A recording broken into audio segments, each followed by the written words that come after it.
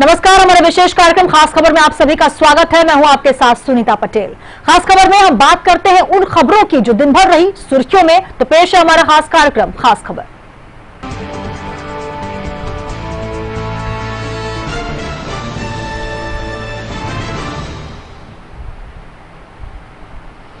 तो इससे पहले बात करेंगे मध्य प्रदेश की, जहां हुई ओलावृष्टि और बारिश ने राज्य के किसानों के माथे पर चिंता की लकीरें खींच दी हैं।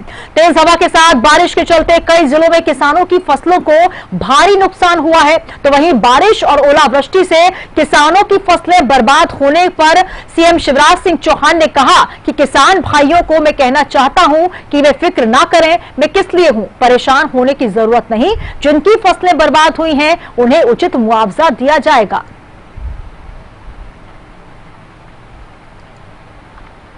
ये कहना चाहता हूं कि बिल्कुल चिंता ना करें। मामकाई के लिए सब जगह निर्देश जारी कर दिए गए हैं। टीमें फील्ड पर हैं, स्थिति देख रही है, क्षति का आकलन कर रही है।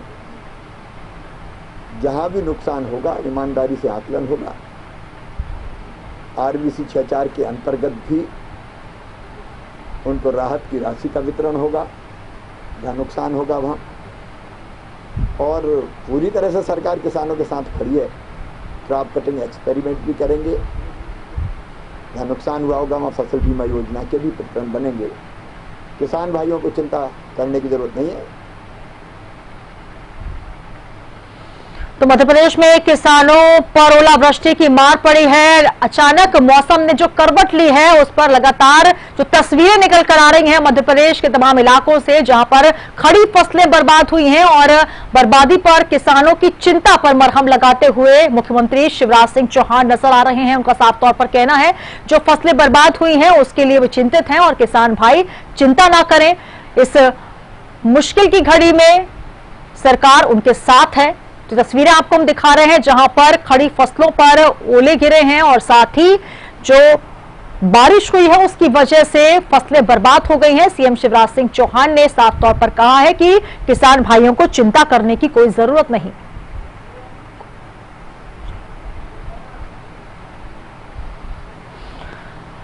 तो सीएम शिवराज ने किसान भाइयों की जो तकलीफ है उस पर मरहम लगाने का प्रयास किया। हमारे साथ न्यूज रूम से अरविंद शर्मा जी जुड़ रहे हैं। अरविंद जी, जिस प्रकार से अगर बात करें मध्य प्रदेश में जिस प्रकार से आंधी तूफान आई, लगातार अचानक मौसम ने करवट ली और इस करवट के साथ साथ किसानों की जो लकीरें हैं चिंता की वो बढ़ती हुई नजर आई। हालांकि तमाम जो क्षेत्र से तस्वीरें आ रही है वो चिंता को बढ़ाने वाली इसलिए भी है कि एक तरफ किसान लगातार मुसीबतों को झेल रहे हैं। सरकार कोशिशें कर रही है कि किसी प्रकार की दिक्कतें अन्नदाता को ना हो, लेकिन बेमौसम बरसात और ओलावृष्टि ने कहीं ना कहीं चिंता की लकीरें बढ़ा जरूर दी है। ये इस महीने का ये दूसरा घटनाक्रम है।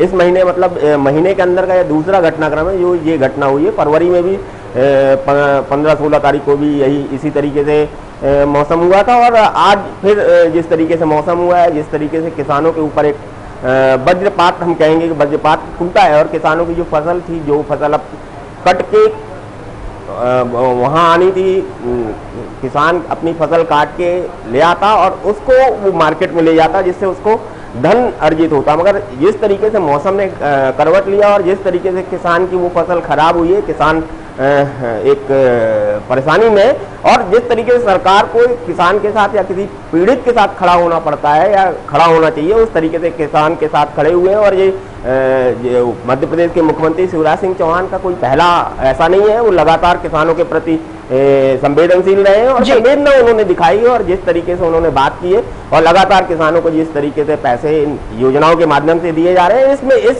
जो आपदा किसान के ऊपर आई है उसमें भी सरकार खड़ी दिख रही है। सुनीता, बिल्कुल साफ तौर पर किसानों के साथ, अन्नदाताओं के साथ जो है सरकार नजर आ रही है। और लगातार सीएम शिवराज सिंह चौहान की बात की जाए या कृषि मंत्री की बात की जाए, जब जब भी इस प्रकार की स्थितियां आती हैं तो तमाम मुसीबतों पर किसानों के साथ वो खड़े नजर आते हैं। और कहीं ना कहीं जिस प्रकार का बयान कृषि मंत्री का भी आया, उन्होंने यही कहा है कि जल्द से जल्द तमाम जो कलेक्टर से अधिकारी हैं उनको निर्देश जारी कर दिए गए हैं, मुआवजे की राशि दी जाएगी और जल्द से जल्द जो है वो जायजा लिया जाए किस तरीके से फसलों का नुकसान हुआ है ताकि किसानों को दिक्कतें ना हो।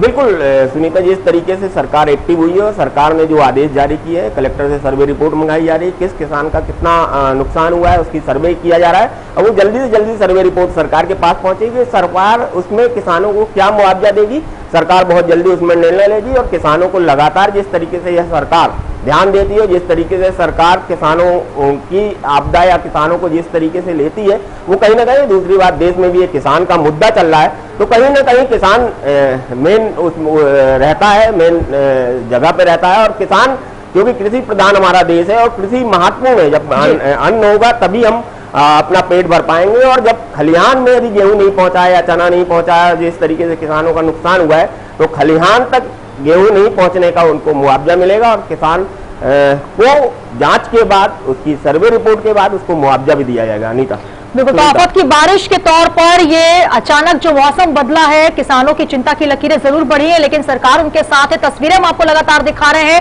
तस्वीरें आ रही हैं, कहीं ना कहीं चिंता को बढ़ाने वाली भी है अरविंद जी, क्योंकि लगातार जिस प्रकार से आप भी जिक्र कर रहे हैं, किसानों का मुद्दा पूरे देश में छाया हुआ है, गरमाया हुआ है, चाहे वो कृषि कानूनों को लेकर हो। लेकिन सबसे महत्वपूर्ण बात है कि तमाम तरह से सरकार कोशिश कर रही है कि अन्नदाता जो हो परेशान ना हो, क्योंकि कहीं ना कहीं भारत की अर्थव्यवस्था की रीढ़ की हड्डी कहे जाते हैं किसान। अन्नदाता जो है उनकी चिंता अगर बढ़ेगी तो कहीं ना कहीं सरकार भी चिंतित होगी, और यही वजह है कि तमाम तरीके से कोशिशें की जा रही है कि कोई भी दिक्कतें ना हो। हालांकि यह जरूर है कि इस बीच जल्द से जल्द जो है वो सर्वे रिपोर्ट आ जाए, ताकि जो समय है वो ज्यादा न लग पाए और जल्द से जल्द मुआवजा किसानों को मिल पाए। बिल्कुल सुनीता, जिस तरीके से मौसम बदला है और फरवरी में भी यही हालत हुई थी, फरवरी में भी किसानों का जो किसान की खेती थी वो फरवरी में भी खराब हुई थी। जो कुछ बची, अब जो खलिहान में ले जाने की जब नंबर था और उस समय जब फसल पे ये ओलावृष्टि पड़ी और मौसम का कहर टूटा है, तो कहीं ना कहीं किसान इस समय पीड़ित है, परेशान है।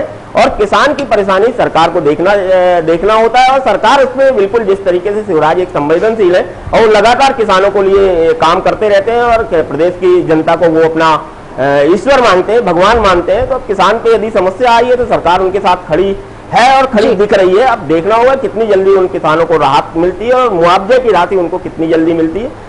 जिला प्रशासन को आदेश कर दिए गए हैं, जिला प्रशासन जल्दी से सर्वे रिपोर्ट बना के भेजेगा और किसान को कितना नुकसान हुआ है उसकी भरपाई कहीं ना कहीं सरकार करने की कोशिश करेगी। सुनीता, बिल्कुल, तो कहीं ना कहीं सीएम शिवराज सिंह चौहान की संवेदनशीलता नजर आई। उन्होंने साफ तौर पर कहा कि किसान भाइयों को मैं यही कहना चाहता हूं कि वे फिक्र ना करें, मैं किस लिए हूं, परेशान होने की कोई जरूरत नहीं है। जिनकी फसलें बर्बाद हुई हैं, तबाह हुई हैं, उनको उचित मुआवजा दिया जाएगा और इसके लिए जल्द से जल्द सर्वे करवाए जा रहे हैं। तमाम कलेक्टर्स अधिकारियों को निर्देश जारी कर दिए गए हैं। बहुत शुक्रिया हमारे साथ जुड़ने के लिए अरविंद जी, तमाम जानकारी साझा करने के लिए। तो मध्य प्रदेश में जो आलम है, अचानक ओलावृष्टि और बारिश की वजह से किसान भाइयों की चिंता बढ़ चुकी है। किसानों के जो जख्म है उन पर मरहम लगाने के लिए सीएम शिवराज सिंह चौहान ने साफ तौर पर दिशा निर्देश जारी किए हैं। जल्द से जल्द एक्शन में आने की हिदायत दी गई है और ओलावृष्टि जहां जहां हुई है वहां पर सर्वे कराया जाएगा और उचित मुआवजा दिया जाएगा।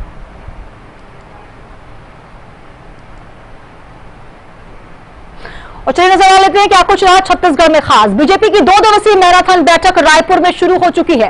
राजधानी रायपुर के कुशाभाऊ ठाकरे परिसर में बीजेपी प्रदेश पदाधिकारियों की बैठक में मंथन किया गया, जिसमें कार्य समिति की होने वाली बैठक की रूपरेखा तैयार की गई। बैठक में पूर्व मुख्यमंत्री डॉक्टर रमन सिंह, प्रदेश अध्यक्ष विष्णुदेव साय, सरोज पांडे, राजेश मूणत मुख्य रूप से उपस्थित रहे। किन्हीं कारणों से प्रदेश प्रभारी डी पुंडेश्वरी और प्रदेश सह प्रभारी नितिन नवीन रायपुर नहीं पहुंच पाए। तो वहीं अब इस बैठक पर भी सियासत होने लगी है। बीजेपी की इस बैठक पर मुख्यमंत्री भूपेश बघेल ने तंज कसते हुए कहा कि प्रदेश प्रभारी डी पुंडेश्वरी रायपुर में आएंगी और उनका हंटर चलेगा। भारतीय जनता पार्टी पूरे विधानसभा में 2 गुटों में बढ़ती नजर आ रही है, इसलिए हंटर तो चलेगा ही। वहीं बघेल के बयान पर नेता प्रतिपक्ष धर्मलाल कौशिक ने कहा कि हंटर किस पर चल रहा है और इससे कांग्रेस इतना विचलित हो रही है, इससे कांग्रेस की स्थिति देखी जा सकती है।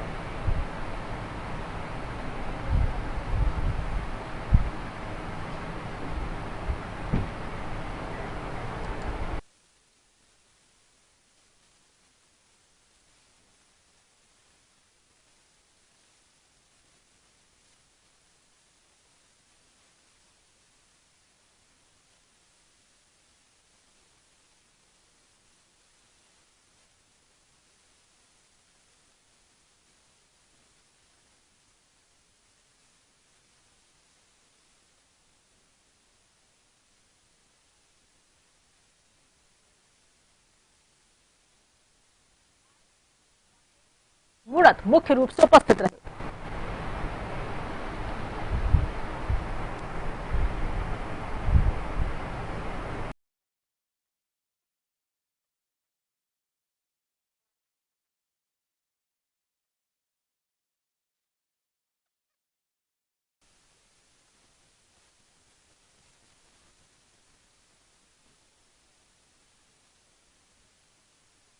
आपको बता दें कि बीजेपी की 2 दिवसीय मैराथन बैठक रायपुर में शुरू हुई है।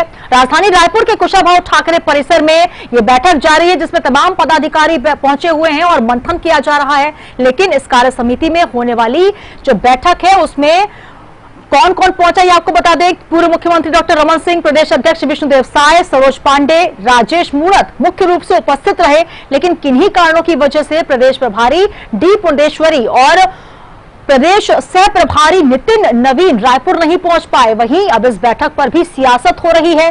सियासत किस तरीके की हो रही है, आपको बता दें कि बीजेपी की इस बैठक पर मुख्यमंत्री भूपेश बघेल ने तंज कसते हुए कहा है कि प्रदेश प्रभारी डी पुरंदेश्वरी रायपुर में आएंगी और उनका हंटर चलेगा। जी हां, तो बैठक हंटर और सियासत रायपुर में देखी जा रही है।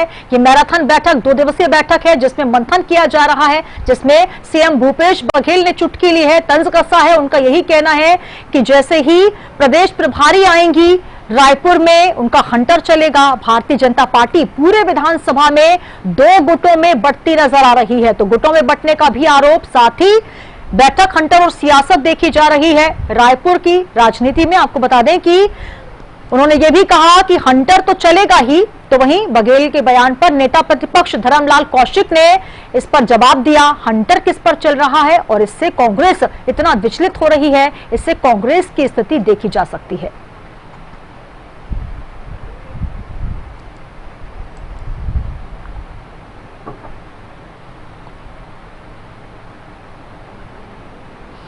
और तमाम जानकारी के साथ रायपुर से निधि प्रसाद हमारी संवाददाता जुड़ रही। निधि, जिस प्रकार से 2 दिन की ये मैराथन बैठक, लेकिन इस बैठक में भी अब कहीं ना कहीं सियासत देखी जा रही है। जिस प्रकार से सीएम भूपेश बघेल का तंज भरा बयान सामने आया कि जब प्रदेश प्रभारी डी पुरंदेश्वरी रायपुर आएंगी तो उनका हंटर चलेगा। अगर बात की जाए तो लगातार भारतीय जनता पार्टी प्रदेश प्रभारी डी पुरंदेश्वरी का जो दौरा है, इसी के साथ सह प्रभारी नितिन नवीन, इन दोनों का दौरा लगातार जारी है।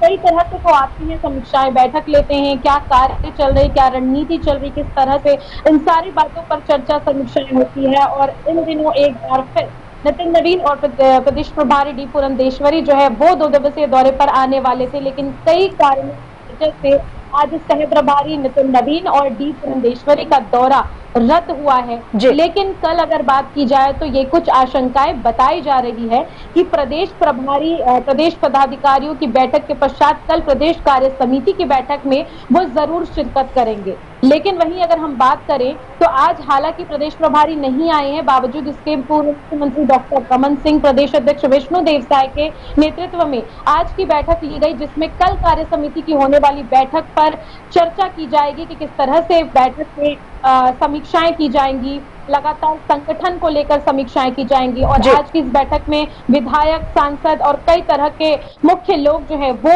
शामिल हुए थे। वहीं इस बैठक को लेकर अगर हम बात करें तो मुख्यमंत्री भूपेश बघेल ने तंज कसते हुए ये कहा है कि एक बार फिर पुरंदेश्वरी आएंगी और वो भाजपाइयों पर हंटर चलाएगी। हंटर तो चलेगा ही। पूर्व मुख्यमंत्री डॉक्टर रमन सिंह, नेता प्रतिपक्ष द्वारा जो विधानसभा में कृत्य किया गया है कि लगातार सदन में बहिर्गमन और स्थगन की जो कार्रवाई होती रही है, और कहीं ना कहीं भारतीय जनता पार्टी विधानसभा में मौजूद तो हो रहा था लेकिन चर्चा करने की स्थिति में नहीं था, चर्चा करने से वो भाग रहा था और सदन की कार्रवाई की वजह से काफी कम समय में खत्म करनी पड़ी। इसे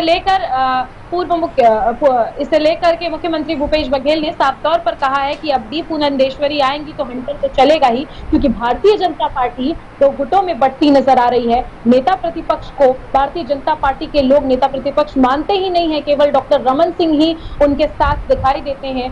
बाकी लोगों का जो एक रवैया था वो हमने विधानसभा में सदन की कार्रवाई के दौरान बखूबी देखा है। बिल्कुल निधि, जहां एक तरफ बीजेपी का मंथन जारी है, वहीं दूसरी तरफ गुटबाजी का आरोप साफ तौर पर नजर आ रहा है।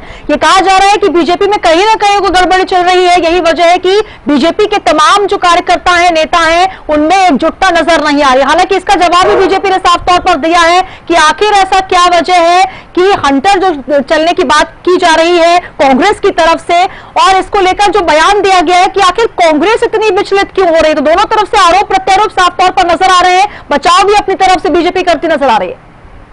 जी बिल्कुल सुनीता, अगर बात करें तो बीजेपी तो बचाव करेगी ही, लेकिन जो गुटबाजी की स्थिति है वो विधानसभा में सदन की कार्रवाई के दौरान से ही चर्चा का विषय बन गई है कांग्रेस के लिए। कांग्रेस इस पर चुटकी लेने का कोई मौका नहीं छोड़ रही है, क्योंकि लगातार उनका यही आरोप है कि सदन की कार्रवाई भी इसलिए काफी कम समय में हो गई और समाप्त कर दी गई क्योंकि भारतीय जनता पार्टी दो गुटों में बंटती नजर आई। वहीं सीएम के बयान पे नेता प्रतिपक्ष ने भी वार किया कि आखिरकार उनके हंटर से कांग्रेस ही इतने विचलित क्यों है।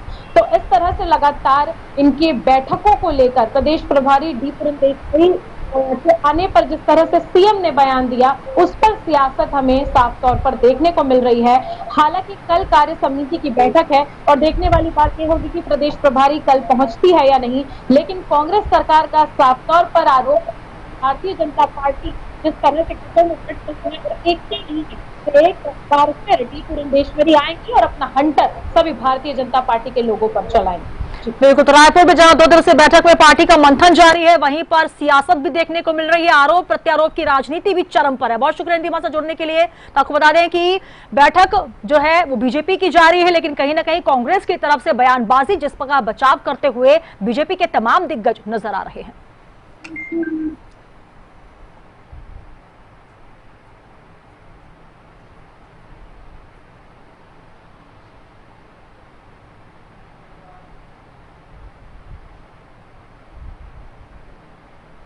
और इसी के साथ ही खास खबर में फिलहाल इतना ही। दीजिए इजाजत, नमस्कार।